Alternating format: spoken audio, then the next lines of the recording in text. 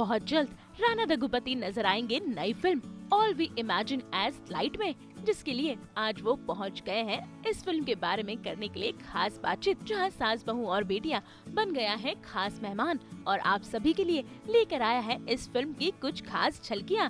तो आइए जानते हैं राणा से कि आखिर इस फिल्म में क्या कुछ है खास। Yeah, sure. Let's go. Hi guys. Good afternoon. I'm Rana Daggubati, usually not known for films like these. But All We Imagine is Light will have a large pan-Indian theatrical release on the 22nd of November. And so one is it's a huge honor for us to be part of this film and bring it to all of you guys. And thank you, Payal. No, thank you. For such an awesome film that you've made and partnering with us to get this film out. So see, even now, after 20 years in the movies, I still feel what is independent and what is mainstream. We always had a thought where cinema that had big song and dance was the mainstream cinema, and everything that had a unique story and emotion became independent because it was always hard to release without big stars in it, without big other names attached. Right? And now I think India has gone to that phase. So like my career actually started with a film called Bommalata, which was an independent film that won national awards, but we couldn't get a theatrical release at that point. From then on, it was trying to find space for this. In India, unlike the rest of the world, there's no government grants or anything for filmmakers or art in that form. It's just always been the merit of the film and a few filmmakers that have really championed films out, right? So the few films that you mentioned earlier were really the start of many things that we did.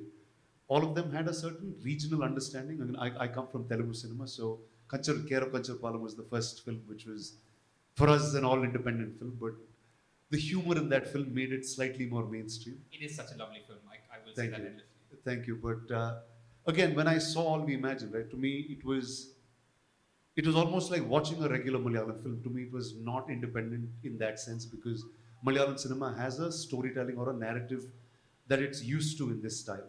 And I just feel like with this we're trying to break the format of how an independent film should be released in India, because it can't take the regular route of here you go, you have a big pre-release and then there's 30 days of promotion and then the film's out. I think it needs a different cycle. So we started with the release in Kerala. We want to keep moving across different states. Tomorrow is the screening at Mami. And then they will follow a bunch of screenings across different states before we do a main theatre. Distribution approach, which would kind of understand what the film could do in different regions and also in the Kerala film industry. So the kind of the understanding of that it's not a film that we can just release nationwide without a thought to the kind of film it is. I felt they were very sensitive to that, and I really respected that look at distribution, because distribution can be just putting some money into something and releasing it, but to really think about how to place the film correctly, I felt that they really had a great sensitivity to that. Yeah, it took a long time. It was a film that when I was a student at FTI, I was making my final diploma project, and at that time I was in different hospital situations with two family members. And when you're a student filmmaker, you find everything very interesting. I think that's true of all filmmakers. We find life more interesting than cinema, and that is our privilege as filmmakers.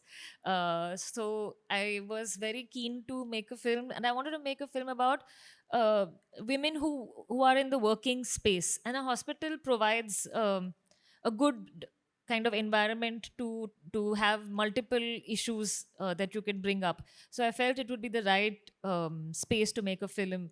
But as I started researching more and the city came in a big way, that I realized that I wanted to make a much longer film.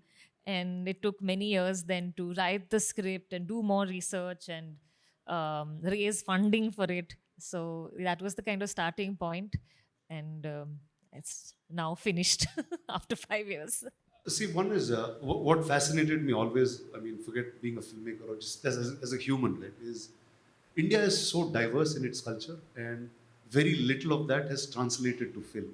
And I just feel like anything that's slice of life that we're able to showcase a certain culture in India needs to be shown to the rest of the country, because we're extremely different, but we're still unique and still alike. So I think that's what cinema like All We Imagine does really well, where you see the story of Malayali nurses in Bombay, in a city like Bombay, which is really for everyone. It's your city, but it's not. And I've been in this city almost like 15 years now, coming and going. But there's a certain love that I have for the city. But there's if something wrong happens, it spits me right out back.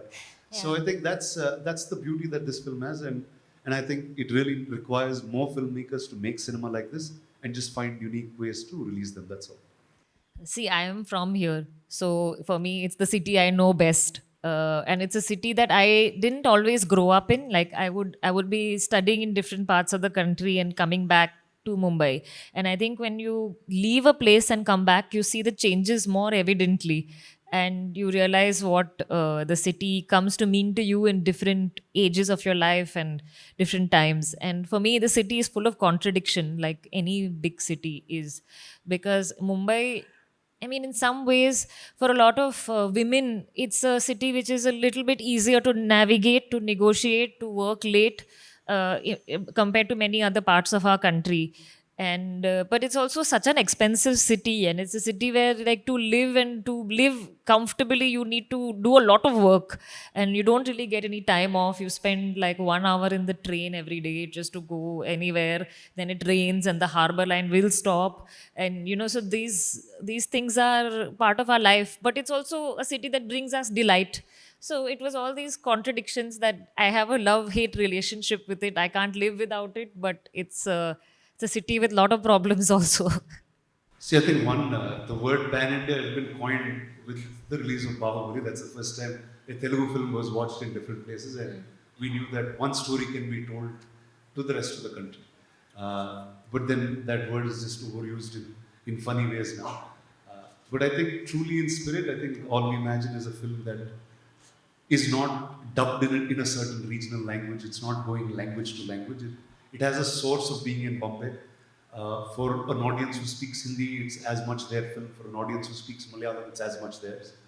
For everybody else who connects with the idea of women in a workplace, in terms of its release, I think it's probably bigger than all the pan-Indian films happening, because globally, I don't think very few films get to release in as many countries as it does. And we just heard about the release in France. I don't think any Indian films has actually went out there and released in that size. But I think really India means everything. And I just feel like now is a time where boundaries have kind of blurred away. And everyone's accepting of one another much more than what we were earlier. If I say 15, 20 years ago when I first came to Bombay, no one knew where Hyderabad was, where Chennai was. You didn't know which city was what. They thought I spoke Tamil. People here used to call me, say, watch a Malayalam film and say, do you know what this means? But that was the awareness then, and then today it's very, very different. So I think it's time that we're growing to understand India better, and I think this pan-Indian moment is really coming of age right now. And I'm hoping with All We Imagine, we have many more films like this and cinema like this becomes mainstream. Yeah, when I started doing this, I thought it would be a good idea. Hello. But then I realized how challenging it really is to make a film in a language you don't speak. But because the starting point was in the hospital and with the people I had met, I felt that it was the honest thing to do. It took 2 years to, with my co-writer Robin, to rework the dialogues in Malayalam, and so that was a long process. And we tried to keep the nuances of the dialects of the language as much true as possible, and then getting the actors on board, they also added a lot to that. So I think of it as a really collaborative film in that sense, where it's not like, the actors really contributed a lot to how the lines should be and what is going through the characters' minds and which region they come from in Kerala. So all these things, I learned a lot basically while doing it, and I am the kind of person who loves process. So for me, every opportunity to learn is a wonderful one. So I think it was in that sense, it was really a experience for me to continuously grow as a filmmaker. I mean, with non-fiction, there is with fiction there is a whole large team that comes with it, and there are a lot of people on the set. And with non-fiction, you can be a bit more just you, the camera person, and go into the streets and shoot. Now, I was struggling with how to make a Mumbai film. If I have to recreate Mumbai in a studio, I don't think I would be able to do it. So we took a lot of freedom with the kind of camera we would have. We could go into the city and shoot like documentary style, and that for me made it more. Give it that feeling of, let's say, Muhammad Ali Road or shooting on the station and things like this. I don't think I have the imagination to recreate that. So in that sense, it helped me a lot to have that non-fiction freedom. You know. See, like you just mentioned the word pan-India before. See, unlike the rest of the world where one country has one industry and you go to one place to solve all cinema problems, India, you have 20 places to solve it. Each region is almost a country of its own. Yeah. And until a few years ago, no one even spoke the same language actually in terms of understanding how to bridge those gaps. Like, for example, Telugu films landed up here because of one or two channels deciding that they just need more content and they just dubbed out Telugu films in Hindi. And on that bedrock is where all the other Bahubalis and Ghazis sat from there on. So I think now is a time where we're somewhere sensing that there is this one industry where there is some cinema that will cut across India, doesn't matter where you make it. So I think it's in that early stage, though we're 100 years old in cinema, like regionally, each region has its history. But really as a cinematic nation, probably this is year 4 or year 5 for us in that sense. So I think it is an uphill battle, but I think with filmmakers like Payal, I just hope she makes more films. She's taken a long time to make this. But I hope, it's consistency and creating a habit. And once it's a habit, then I think everything changes very quickly. If you know that, okay, every month there is a film of this nature that you can watch in a cinema close to you, I think that's going to become a habit. That will become education, that will become culture for you. You'll understand the world in a much better light than what you would have otherwise. See, as independent filmmakers, there's a challenge at every step. Even if you manage to get funding from India completely, like for example, Natesh Hegde's film was his first film, Pedro, was financed in India itself. But the next step is distribution. How do you put it out there and where does it get shown? And so independent filmmakers are always struggling with every step of the way, like to make the film, then to show the film, and to see, you know, how to make a sustainable life for it. So I think it's not, I mean, the co-productions are the ones that get to festivals, so they get printed in the news.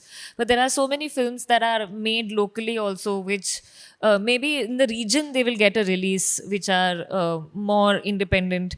But to get it all over the country, we don't always have that, and it goes to OTT. Like, so see, for example, Mahesh Narayanan's film Declaration. It's a great film, and the way we know it is because it came out on Netflix, but it should have had a theatrical release all over the country because it's a great film. And I feel that there are so many good films that there are there, and like now Reema Das has also made a new film, Village Rockstars 2. She's an amazing filmmaker, and we all should be watching these films. See, like earlier we've done it in the regional world where I've done mostly in Telugu, so I can speak about that. Because it's only one state, okay, now it's 2 states of Telugu speaking people, but it's a shorter audience to reach. So multiple screenings in that space, just going focused helps. I think with All We Imagine, we'll also discover how to do this in India correctly. Yeah. See, because ultimately you want to hear about it much more. It's not going to have flashy trailers like how the other trailers are, and just bang you and say, here you go, buy tickets now, book tickets now. But that excitement is not what the cinema is here to create. It's word of mouth. It's how you see. Today we have one Mami that's popular and maybe one festival in Goa. But if every state has its festival and there's a provision to show these films over a period of time, I think that's the right way to do it, where people hear about it way in advance before you actually get to cinema. So I think we'll keep evolving that strategy. I think with All We Imagine, we've first said that, okay, organically it's Malayalam, so let's do the Malayalam release first, get it out in Cochin, then move state by state. And now we're in Bombay because that's organically the second language that's in the film. And I think we'll go across the country. And I think the film will somewhere tell us, see, like the screening in Kerala, Like we were very unsure what that means. We didn't know how to release it. But the second we just put it in that screen, in 2 minutes it closed up the screening, and then they suddenly called and said, can we add more screens? So there is an excitement for it. That means there is a definite audience for it. We just have to go and find it. Yeah. So I think that's, and like I said, if you can find a way to create a habit, and all these fine people here are going to help us do that around from now on. We always had grants, like until a few years ago there were grants, and especially there was also distribution that these films would get, whether it was shown on Doordarshan or we could see films like that.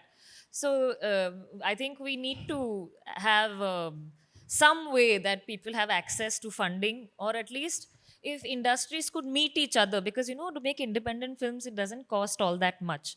So if there is just a way to communicate with each other and find a way that films can be financed, no matter how big or small they are, wouldn't that be nice? Yeah, I absolutely. mean, the more the films there are, the more diversity there is. It's just a thriving film industry, and we have it also. I mean, Lapata Lady is a great film, so I was just happy. Like it's a wonderful film. All of us saw it, we loved it. I love her previous film also, Kiran Rao. So I was just happy that it's selected and it's the film that's gonna go. So first, I think the first 10 minutes of the film I was really blown.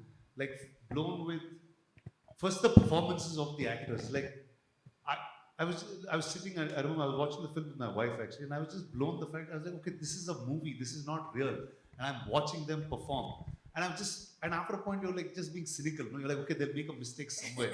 And they just did. It was so phenomenal, and I was like, to me it was like just cinema class, theater class, everything happening at once. I was just so happy to meet her, just happy to have this in our kitty really. And I just feel, if we are able to show this to more people, more filmmakers, there's a certain taste that we can create for our audience. I think that's really a victory for us. Like I'm a fan of commercial cinema. I love movies. I love movies of all kinds, but this was very, very special. The first very moment I watched it. Like he said earlier, the first title sequence of this film has a few Mumbaikars speaking. I mean, it starts from there, and then the three ladies just blow you off after that. I think I am part of those many female filmmakers whose films are now showing. So I think it's because of that movement that I am also part of it, not vice versa. So I'm just trying to figure out the story of my life. I didn't yet set a title for it. My name is Rana Daggubati, and I think that's a good way to start it. भाई इनकी बातें सुनकर तो लग रहा है कि ये फिल्म होने वाली है काफी मजेदार। उम्मीद करते हैं कि दर्शकों को इनकी ये फिल्म बेहद ही पसंद आए। मुंबई से ब्यूरो रिपोर्ट।